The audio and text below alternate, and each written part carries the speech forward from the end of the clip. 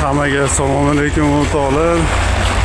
Bitta narsada hozir bugun dam olib bankka kirib dollar olib 10 dona dollar olmoqchi edim.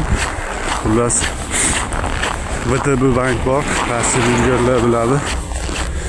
O'sha bankdan tanishlar olganida yaqinda bir pasti 100 dollar emas 10,000 rubl bo'lgan paytda bitta pachka dollar olgandi. 10,000 dollar olgandi tanishimiz.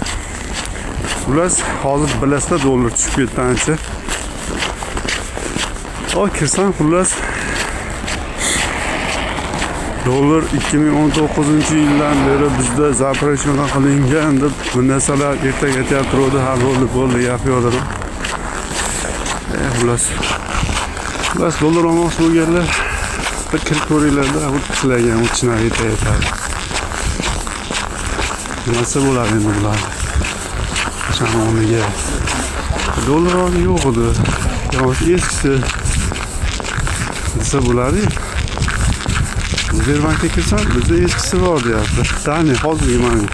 Bularga kirsam, bizda 2019-yilda yo'q dollarlar. Bo'ldi-da. Shunaqa gaplar, короче.